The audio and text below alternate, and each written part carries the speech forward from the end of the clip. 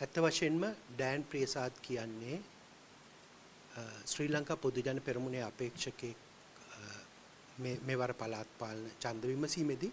නමුත් ඊට වැඩිය ශ්‍රී ලංකා පොදු ජන පෙරමුණේ අපේක්ෂකයෙකු වීමට කලින් ඩෑන් ප්‍රියසාද් මහතා සමාජ දූෂණයට එරෙහිව රට ජාතිය වෙනුවෙන් පෙනී හිටපු සමාජ ක්‍රියාකාරිකෙක් හැටියට ප්‍රසිද්ධ වෙලා හිටපු පුද්ගලයෙක්. ඉතින් මේ ඩෑන් ප්‍රියසාද් මහතාගේ ඝාතනය ඊටාම සැකසහිත ඝාතනයක් බවට පත් වෙනවා. ඒ සැකසහිත වීමට ප්‍රධාන කාරණා තුනක් අපි දකිනවා. පළවෙනි කාරණය තමයි ඩෑන් ප්‍රියසාද් මහතාව ඇත්ත වශයෙන්ම දෙවරක් ඝාතනය කරනවා.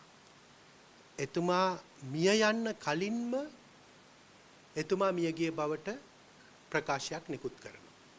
ඒක මං හිතන්නේ එතුමාගේ මිය යාම බලාපොරොත්තුෙන් හිටියා වගේ මේ ඒ සිදුවීම ඊටාම සැකසහිතයි.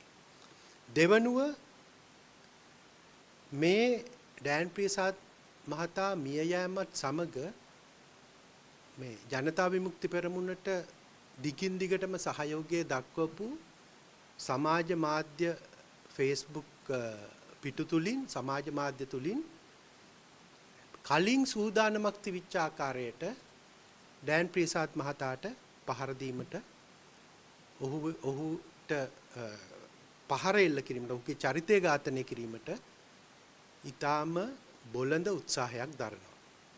මේක මේ පැයක් වගේ කාලයක් ඇතුළත කොහොම වුණාද කියන එක මේ රටේ ජනතාවට අපිටවත් හිතා ගන්න බෑ. තුන්වෙනි කාරණේ තමයි ඡන්දයට පළාත් පාලන ඡන්ද විමසීමට දින කීපයක් තිබියදී ප්‍රධාන විරුද්ධ පක්ෂයක අපේක්ෂකයෙකුගේ මිය යාම සම්බන්ධයෙන් මේ වනතෙක් ආණ්ඩුව කිසිම වචනයක් ප්‍රකාශ නොකිරීම. මේ කියන කාරණා තුනම ගත්තාම මේ මරණය ඊටාම සැකසහිත මරණයක් කියලා තමයි අපිට කියන්න තියෙන්නේ. ඇත්තෙන්ම ඩෑන් ප්‍රියසාද් කියන්නේ ලංකා ඉතිහාසයේ මෙතෙක් සිදු වෙලා තියෙන විශාලතම සහ දූෂිතම ගනුදෙනු වන ජනතා විමුක්ති පෙරමුණේ කන්ටේනර් හොරකමට එරෙහිව ඊටාම නිර්භීතව පැමිණිලි කරපු පළවෙනි පුද්ගලයන් කීප දෙනාගේ එක්කෙනෙක්.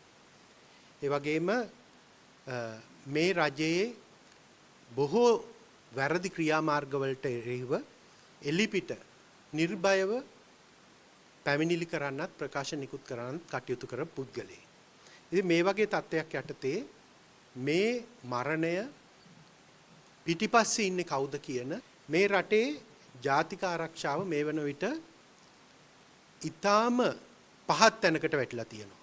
මේ රටේ සාමාන්‍ය පුරවැසියෙක්ගේ ජීවිතයට තියෙන අයිතිය ඒ ජීවිතේ ආරක්ෂා කර ගැනීමට තියෙන අයිතිය නැති වෙන තත්වයකට මේ රට පත් කරලා තියෙනවා.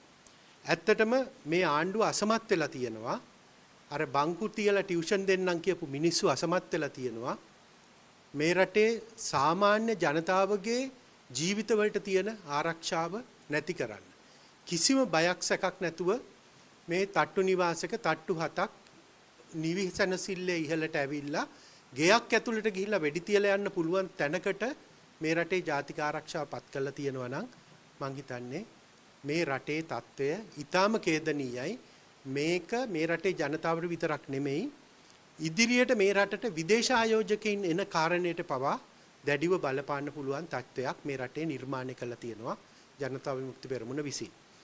ඒ වගේම කියන්න ඕනේ මේ වෙඩි තැබීම් ආරම්භ වුණේ මේක කලින් අපි දැක්කා ගෝඨාභය රාජපක්ෂ ජනාධිපතිතුමාගේ කාලේ මෙහෙම වෙඩි තැබීම් තිබුණේ නැහැ.